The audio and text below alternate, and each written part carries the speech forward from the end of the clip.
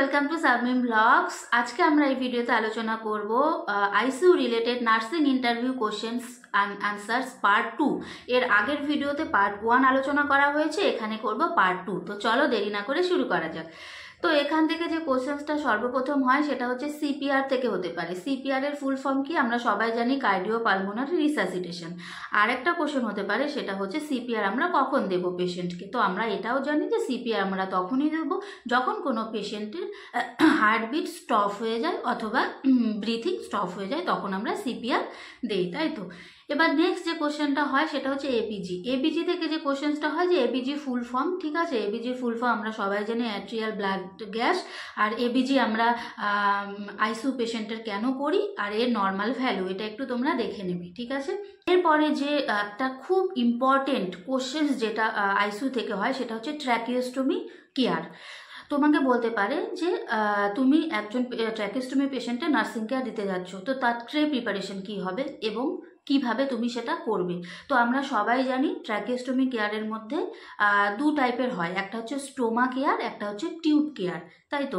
এবার stoma care আর tube কেয়ারটা কিভাবে করবে, তো একটা ট্রে সেট আপ থাকবে, যার মধ্যে ট্রেতে আমরা সবাই জানি নর্মাল স্যালাইন রাখতে হবে, হাইড্রোজেন পারক্সাইড রাখতে হবে, সার্জিক্যাল গ্লাস রাখতে হবে, ক্লিন গ্লাভস রাখতে হবে, তারপরে হচ্ছে তোমার ক্যাথেটার, ট্র্যাকিওস্টমি ক্যাথেটার রাখতে হবে, কটন বল রাখতে হবে, তারপরে হচ্ছে গজ, ঠিক আছে, এগুলো হচ্ছে থাকবে। এবার সেগুলো সব প্রিপারেশন আছে। এবার আমরা যাব পেশেন্টের কাছে আমাদের অ্যাসিস্ট্যান্টকে নিয়ে। তারপরে কি হবে, হ্যান্ড ওয়াশিং করতে হবে। হ্যান্ড ওয়াশিং করার পরে আমরা স্টোমা কেয়ার প্রথমে করবো। এবার স্টোমা কেয়ার কীভাবে, স্টোমাটা আমরা কি করব, যে কটন বল আছে সেটা দিয়ে আমরা ক্লিন করে নেব। তারপরে কি করব, আমরা ড্রেসিং পার্টটা দেখব যেটাতে গজ দেওয়া থাকে, যে গজটা সোয়েলিং হয়ে গেছে কিনা, সেখান থেকে কোনো স্মেল আসছে কিনা, যদি আসে তাহলে সেটাকে আমরা চেঞ্জ করে দেব, ঠিক আছে। তারপরে যে টাইটা আছে, টাইটাকে আমরা দুটো আঙুল ঢুকিয়ে আমরা চেক করব সেটা কি খুব টাইট হয়ে গেছে। যদি খুব টাইট হয় হালকা সেটা একটু লুজ করে দেব, সেটা কি খুব লুজ হয়ে গেছে, যদি খুব লুজ হয় হালকা একটু টাইট করে দেব, এটাকে আমাদের খেয়াল রাখতে হবে। তারপরে কি আমরা দেখব কোনো রেডনেস, কোনো সোয়েলিং এগুলো আছে কিনা, সেটা খুব ভালো করে চেক করব, ঠিক আছে। যদি আমরা দেখি কোনো রেডনেস, সোয়েলিং, র্যাশেস এগুলো কিছু আছে, তাহলে আমরা যে সার্জন আছে তাকে ইমিডিয়েট কল করব এবং তাকে আসার জন্য এসে তাকে দেখতে বলবো, ঠিক আছে। এটা হচ্ছে স্টোমা কেয়ার। এবার আসছে টিউব কেয়ার। তো টিউব কেয়ারে প্রথমে কি করব, ইনার ক্যানুলা যেটা আছে সেটাকে আমরা রিমুভ করে কিডনি ট্রের মধ্যে যে হাইড্রোজেন পারক্সাইড এবং নর্মাল স্যালাইনের যে মিক্সচারটা আছে সেখানে আমরা দিয়ে দেব। এবার কি করব, আমরা যে সাকশন ক্যাথেটার যেটা আছে সেটা দিয়ে সাকশন করব যদি দরকার হয়, মানে ট্র্যাকিওস্টমি ক্যাথেটার যেটা আছে যদি দরকার হয় তবে আমরা পেশেন্টের সাকশন করব, ঠিক আছে। এবার কি করব, ক্যানুলা যেটা আছে আমরা ইনসার্ট করে সেটাকে লক করে দেব, ঠিক আছে। তো এটা আমি জাস্ট একটু লাইটলি বললাম, তোমরা আরেকটু দেখে নেবে, ঠিক আছে। এতটুকু বললেই যথেষ্ট, এর বেশি আর বলার দরকার নেই। এতটুকু বললেই এক্সামিনার যে থাকবে বুঝে যাবে যে তুমি জানো, ঠিক আছে। এরপরে যে কোশ্চেন্সটা হয় সেটা হচ্ছে ভেন্টিলেটর থেকে। আমরা সবাই জানি যে আইসিইউতে ভেন্টিলেটর এমনই একটা মেশিন যেটা হচ্ছে একটা পেশেন্টের লাইফ সেভ করে, তাই তো। এবার এই ভেন্টিলেটর থেকে যে কোশ্চেন্সটা হতে পারে সেটা হচ্ছে যে তোমাকে বলতে পারে যে ধরুন আইসিইউতে একটা আরটিএ পেশেন্ট এসছে, তো আরটিএ পেশেন্টকে আপনার ইন্টুবেট করতে হবে, তার জন্য ট্রে সেট আপ কী হবে। তো ফ্রেন্ডস, আমরা সবাই জানি যে একটা ভেন্টিলেটর পেশেন্টের ট্রে সেট আপ, মানে ট্রেতে কী কী রাখতে হয়, ল্যারিঙ্গোস্কোপ থাকবে, ইটি টিউব থাকবে মানে এন্ডোট্রাকিয়াল টিউব থাকবে, সাকশন ক্যাথেটার থাকবে, ওরোফ্যারিঞ্জিয়াল এয়ারওয়ে থাকবে, লুব্রিকেন্ট আর হচ্ছে গ্লাভস, এগুলোই হচ্ছে আমাদের পেশেন্টের ট্রেতে রাখতে হবে, তাই তো। এবার আরেকটা কোশ্চেন যেটা হতে পারে সেটা হচ্ছে যে ল্যারিঙ্গোস্কোপ, যে এই যে ইকুইপমেন্টসগুলো এগুলো থেকে তোমাদের যে কোনো এক দুটো বলতে পারে, সাপোজ হলো ল্যারিঙ্গোস্কোপ, তো এর পারপাস কি, ঠিক আছে। তো এই যে কটা জিনিস মানে এই ইকুইপমেন্টসগুলো যে লাগে এগুলো সব পারপাস কেন সেগুলো ইউজ করা হয়, এগুলো তোমরা দেখে দেখে একটু যাবে, ঠিক আছে। এবার নেক্সট যে কোশ্চেনটা হয় সেটা হচ্ছে, এটা কমন কোশ্চেন কিন্তু, ঠিক আছে, এটা প্রায় ম্যাক্সিমাম ক্যান্ডিডেটকেই জিজ্ঞাসা করা হয়। সেটা হচ্ছে তোমাকে বলতে পারে যে আপনি আইসিইউতে কতদিন থেকে কাজ করছেন। সাপোজ তুমি বললে স্যার 1 বছর বা 2 বছর, তখন তোমাকে বলবে এই যে 1 বছর আপনি কাজ করেছেন, আপনি সেখানে কি কি পেশেন্ট দেখেছেন এবং তাদেরকে কিভাবে হ্যান্ডেল করেছে, মানে আপনার ওয়ার্কিং এক্সপিরিয়েন্স শেয়ার করুন আমাদের সাথে। এটা খুবই একটা কমন কোশ্চেন আর খুব ইম্পর্টেন্ট কোশ্চেন, ঠিক আছে। তো চলো তাহলে এটাকে তোমরা কিভাবে আনসার দেবে আমি বলে দিই। আর হ্যাঁ, এখানে একটা কথা বলে রাখি যে ডিটেলস টানবে না, যতটুকু পারো শর্টে আনসার দেবে। যদি যত টানবে তত কিন্তু কোশ্চেন থ্রো হয়, যত টানবে তত কোশ্চেন থ্রো হয়।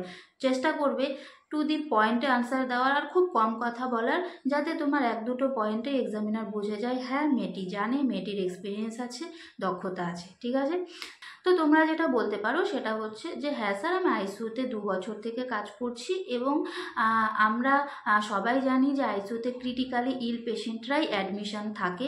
তাদের মধ্যে আমি বেশিরভাগ ট্রমা, যেমন আরটিএ, তারপরে হচ্ছে কিডনি ফেলিয়ার, হার্ট ডিজিজ, এই সমস্ত পেশেন্টই স্যার আমি বেশি দেখেছি। এবং আমি চেষ্টা করেছি এই যে পেশেন্টগুলো যারা ক্রিটিক্যালি ইল, তাদেরকে আমি আমার দক্ষতা, আমি আমার এক্সপিরিয়েন্স, আমি আমার স্কিল, আমি আমার নলেজের সাথে কেয়ার দিয়ে, স্পেশাল কেয়ার দিয়ে ক্রিটিক্যাল ফেজ থেকে কিওর ফেজে ফিরিয়ে আনার অবশ্যই আমার স্টাফ, আমার ডক্টর, যারা সিনিয়ররা আছে তারা তো আছেই, প্লাস আমি যতটুকু জানি আমি তাদেরকে ক্রিটিক্যাল ফেজ থেকে কিওর ফেজে আনার স্যার 100% চেষ্টা করেছি। এই যে এটা যদি তোমরা বলো, সেখানটাই এক্সামিনার তোমাদের স্টপ করে দেবে, দিয়ে বলবে ওকে ঠিক আছে, বুঝে যাবে যে হ্যাঁ মেয়েটি জানে আর তার মধ্যে নলেজ আছে, ঠিক আছে। তো হিউজ টানবে না, টু দি পয়েন্টে উত্তর দেবে, ঠিক আছে। এবার আসি নেক্সট কোশ্চেনে। ইসিজি থেকে কোশ্চেন হতে পারে, অত ডিটেলসে যাবে না। ইসিজি সবাই জানে, টেকনিশিয়ানরাই ম্যাক্সিমাম করে, ইমার্জেন্সি বেসিসে সিস্টাররা করে। তো ইসিজি ফুল ফর্ম আর হচ্ছে ওয়েভগুলো একটু দেখে যাবে, ঠিক আছে। তো এই গেল ICU part 2 questions and answer. আছে প্রচুর, কিন্তু ভিডিও পার্ট 1-এ যেগুলো আমি বলেছি সেগুলো, আর এই পার্ট 2 যদি তোমরা মোটামুটি এগুলো দেখে যায়, তাহলে আশা করছি যে তোমাদের ইন্টারভিউ সাকসেস হয়ে যাবে, এতটুকু আশা করতে পারি আমি, ঠিক আছে। এর বাইরে টুকটাক আরেকটু দেখে নেবে। আর আমরা জানি, আমরা আইসিইউতে যখন কাজ করি আমাদের সেই নলেজ, অভিজ্ঞতা হয়ে যায়, সেই কোশ্চেনের আনসার দেওয়ার মতো ক্ষমতাও আমাদের থাকে। তো যেগুলো একদম কমন ইম্পর্টেন্ট সেগুলো আমি এই দুটো ভিডিওতে আলোচনা করলাম, ঠিক আছে। পার্ট 1-এর ভিডিওটা দেখে নিও, লাস্ট ভিডিওটাই আছে, আমি তাও লাস্টে আমি লিঙ্কটা দিয়ে দিচ্ছি ওপরে। তো ফ্রেন্ডস, আজকের জন্য এতটুকুই। তোমাদের কেমন লাগলো কমেন্ট সেকশনে অবশ্যই জানাবে। আর হ্যাঁ, কে কোন টাইপের, কোন টপিকের ওপর ভিডিও চাচ্ছ আমাকে কমেন্ট সেকশনে জানাও। আর যারা নার্সিং স্টুডেন্টরা যদি কেউ থেকে থাকো সাবস্ক্রাইবার আমার, তারাও জানাতে পারো যে দিদি আমাকে এটার উপরে ভিডিও দাও, আমাদের সুবিধা হবে, ওটা দাও সুবিধা হবে, তাহলে অবশ্যই দেবো, ঠিক আছে। তো যে যেই টাইপের ভিডিও চাচ্ছ কমেন্ট সেকশনে জানাও। আর হ্যাঁ, প্লিজ লাইক শেয়ার সাবস্ক্রাইব করো, আমরা যাতে অনেক বড় ফ্যামিলি হতে পারি, সবাই মিলে একসাথে আলাপ আলোচনা করতে পারি, কথা বলতে পারি, ঠিক আছে। তো আজকের জন্য সবাইকে টাটা, বাই বাই, সবাই ভালো থেকো, সুস্থ থেকো। নেক্সট ভিডিও খুব তাড়াতাড়ি আসবে, ঠিক আছে, বাই।